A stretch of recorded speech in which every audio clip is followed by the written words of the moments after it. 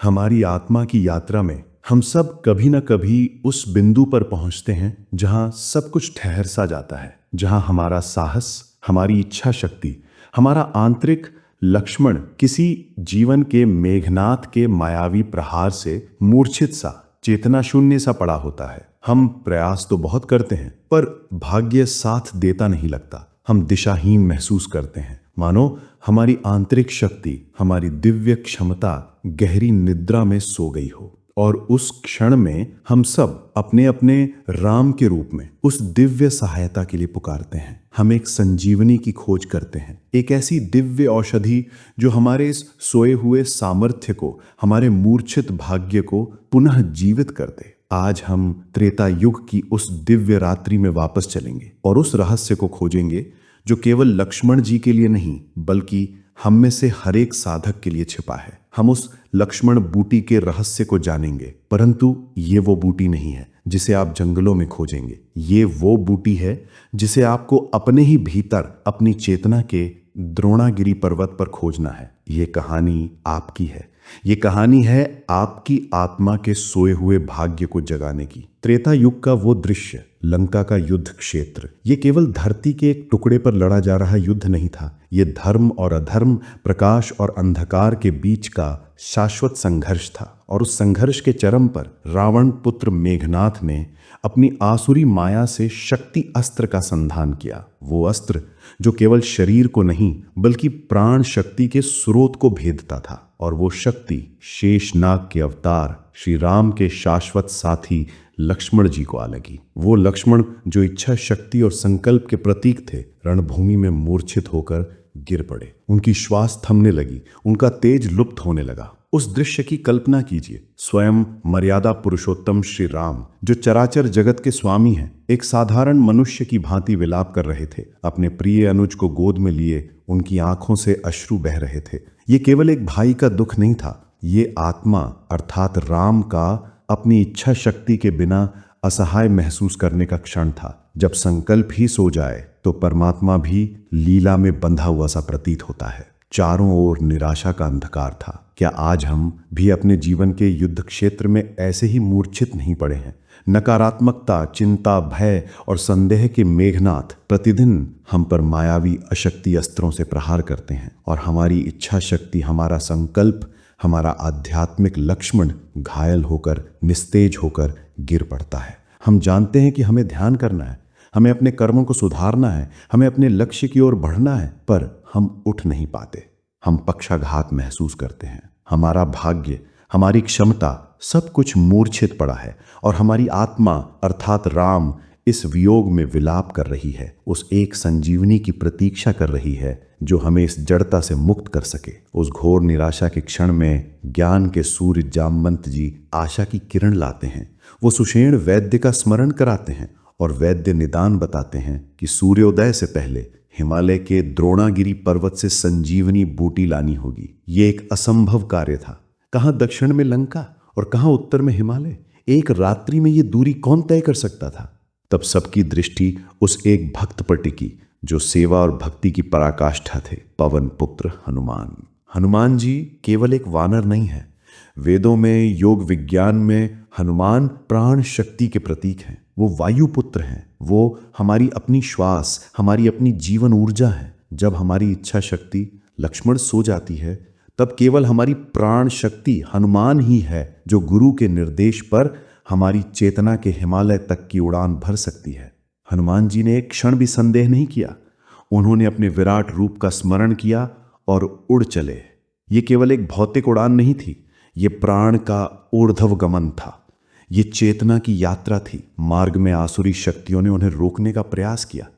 काल नेमी राक्षस साधु का वेश धर के आया उन्हें छल से रोकने के लिए। ये काल नेमी कौन है?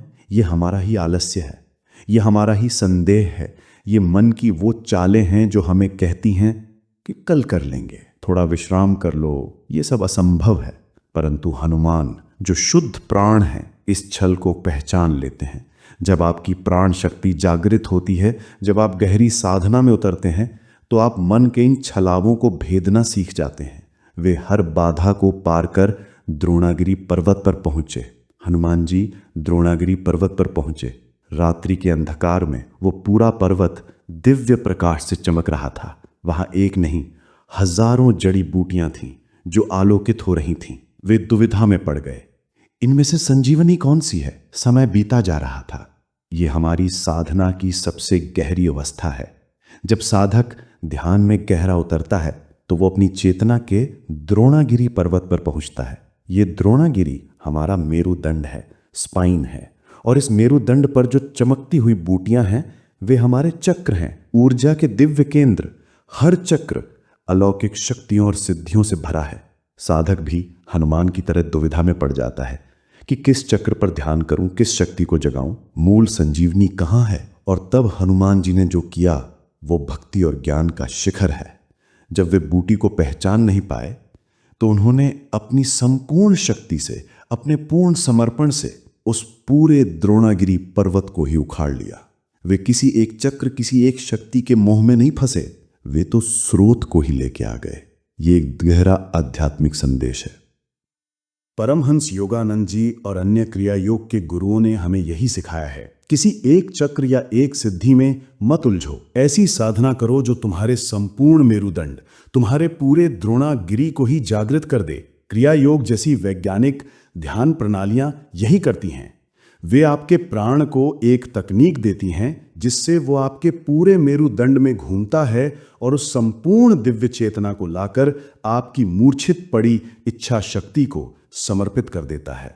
वो संजीवनी कोई बाहरी वस्तु नहीं है, वो हमारे मेरुदंड में बहने वाली जागृत प्राण ऊर्जा ही है। वही सच्ची लक्ष्मण बूटी है। जब हनुमान उस पर्वत को लेकर लंका में लौटे और वैद्य ने उस रस को लक्ष्मण को पिलाया तो वे तुरंत उठ बैठे, जैसे कोई गहरी नींद से जागा हो। कथाओं में कहा जाता है कि जब हनुमान जी उस पर्वत को वापस रखने जा रहे थे तो उसका एक दिव्य कण, एक अंश टूटकर धरती पर आ गिरा और उस अंश से एक नई वनस्पति ने जन्म लिया, लक्ष्मण बूटी। ये एक बहुत ही शक्तिशाली रूपक है।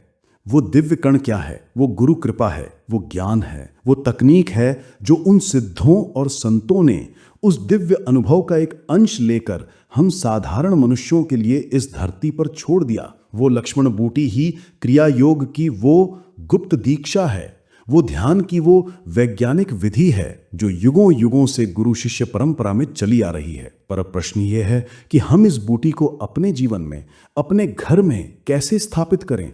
कहा जाता है कि ये बूटी हर किसी को नहीं मिलती, ये अपना स्वामी स्वयं चुनती है। ये सत्य है। ये दिव्य ज्ञान भी हर किसी को नहीं मिलता, ये केवल उसे मिलता है जिसका हृदय शुद्ध हो, जिसमें लोभ नहीं श्रद्धा हो, जिसमें छल नहीं पवित्रता हो। जब आप एक सात्विक जीवन जीते हैं, जब आपके मन में इस ज्ञान को पाने की तीव्र प्यास जगती है तो ये बूटी यानी गुरु का ज्ञान स्वयं आपको खोज लेती है। इसे स्थापित करने का विधान क्या है? पहला, घर का शुद्धिकरण, ईशान कोण। शास्त्र कहते हैं इस बूटी को घर के ईशान कोण यानी उत्तर पूर्व दिशा में स्थापित करना चाहिए। हमारे शरीर रूपी घर का ईशान कोण है हमारा आज्ञा चक्र, दोनों भवों के बीच का स्थान, कूटास्थ या आध्यात्मिक नेत्र। यही वो स्थान है जहां हम अपनी चेतना को स्थापित करते हैं। ध्यान में अपना पूरा ध्यान इसी दिव्य द्वार पर केंद्रित करना ही उस बूटी को सही स्थान पर रोपना है। दूसरा, सिंचाई, गंगा जल। उस बूटी को साधारण जल से नहीं, गंगा जल से सींचा जाता है। ये गंगा जल क्या है? ये भक्ति और प्रेम का अविरल प्रवाह है। जब आप अपनी साधना यानी उस बूटी को केवल एक यांत्रिक क्रिया की तरह नहीं करते, बल्कि उसे अपने हृदय की भक्ति और श्रद्धा के जल से सींचते हैं, तब वो पोषित होती है। तीसरा, दीपक प्रज्वलित करना। उस बूटी के पास नित्य घी का दीपक जलाया जाता है। ये दीपक है विवेक का प्रकाश, ये ज्ञान का प्रकाश है जो हमें सत्य और असत्य, नित्य और अनित्य का भेद दिखाता है। अपनी साधना को विवेक के प्रकाश में करना ताकि अहंकार का अंधकार उसे ढक न ले। कहा जाता है कि जब ये लक्ष्मण बूटी घर में स्थापित हो जाती है तो सोने, चांदी और धन की वर्षा होने लगती है। सोल शक्ति में हम इस रहस्य को इसकी गहरी परतों में समझेंगे। ये सोना और चांदी क्या है? चांदी प्रतीक है शांति का, चंद्रमा की शीतलता का। जब आप ये आंतरिक बूटी रोपते हैं तो सबसे पहला फल आपको मिलता है मन की शांति। घर का क्लेश, तनाव और नकारात्मकता जो मूर्छित लक्ष्मण के लक्षण थे, समाप्त हो जाते हैं। आपका मन चांदी की तरह शीतल और निर्मल हो जाता है। और सोना क्या है? सोना प्रतीक है दिव्य ज्ञान और आनंद का, सूर्य के तेज का। जब मन शांत होता है तो आपकी आत्मा का सूर्य उदय होता है। आपको भीतर से एक आनंद की अनुभूति होती है जो किसी बाहरी वस्तु या व्यक्ति पर निर्भर नहीं होती। यही असली धन है। जब आपकी लक्ष्मण बूटी यानी आपकी आंतरिक साधना जागृत होती है तो आप अपने कर्मों के बंधन से मुक्त होने लगते हैं। पहला रुके हुए काम बनने लगते हैं। इसका अर्थ है कि आपके प्रारब्ध कर्म जो बाधाएं बन रहे थे वे भस्म होने लगते हैं। आपकी ऊर्जा का स्तर इतना ऊंचा हो जाता है कि नकारात्मक कर्मों के बीज जल जाते हैं। दूसरा, आय के नए स्रोत खुलते हैं। इसका अर्थ है कि आपकी चेतना का विस्तार होता है। आपका प्रभामंडल इतना शुद्ध और शक्तिशाली हो जाता है कि आप स्वयं सकारात्मकता के चुंबक बन जाते हैं। आप सही अवसरों को, सही लोगों को और सही विचारों को अपनी ओर आकर्षित करने लगते हैं। ये बाहरी धन नहीं, आंतरिक समृद्धि का विज्ञान है। और तीसरा, धन टिकने लगता है। इसका अर्थ है कि आपकी प्राण शक्ति का अनावश्यक व्यय, लीकेज रुक जाता है। हमारा सबसे बड़ा खर्च कहाँ होता है? क्रोध में, चिंता में, भय में, व्यर्थ की बातों में। जब ये बूटी स्थापित होती है तो ये आपकी ऊर्जा को इन छेदों से बहने से रोक देती है। आपकी शक्ति संचित होने लगती है और यही संचित ऊर्जा आपके जीवन के हर क्षेत्र में समृद्धि लाती है। एक चेतावनी है, यदि उस घर का वातावरण अशुद्ध हो जहां ये बूटी लगी है, यदि वहां छल कपट, क्रोध और अधर्म हो तो ये बूटी मुरझाने लगती है। ये कितना सत्य है। यदि आप ध्यान और क्रिया की बूटी को अपने भीतर रोपते हैं परंतु अपने बाहरी जीवन में उन्हीं नकारात्मक आदतों, क्रोध, असत्य, नशा को जारी रखते हैं तो आपकी साधना मुरझा जाएगी, उसका दिव्य प्रभाव नष्ट हो जाएगा। ये बूटी एक जीवित ऊर्जा है। ये आपसे सात्विकता और समर्पण की मांग करती है। आज हम सब अपने जीवन के उस लक्ष्मण को देख रहे हैं जो मूर्छित पड़ा है, पर अब हम ये भी जानते हैं कि संजीवनी कहीं बाहर नहीं है। वो द्रोणागिरी पर्वत आपका अपना मेरुदंड है। वो हनुमान आपकी अपनी जागृत प्राण शक्ति है। और वो संजीवनी बूटी, वो दिव्य लक्ष्मण बूटी, वो गुरु द्वारा दिया गया ज्ञान और ध्यान की वो पवित्र तकनीक है। इसे बाहरी जंगलों में मत खोजिए, इसे अपने भीतर रोपिए, इसे अपने भक्ति के जल से सींचिए और अपने विवेक का दीपक इसके पास जलाइए। फिर देखिए कैसे आपका सोया हुआ भाग्य, आपका मूर्छित पड़ा लक्ष्मण एक नई चेतना, एक नए जीवन, एक नए संकल्प के साथ पुनः जागृत हो उठता है।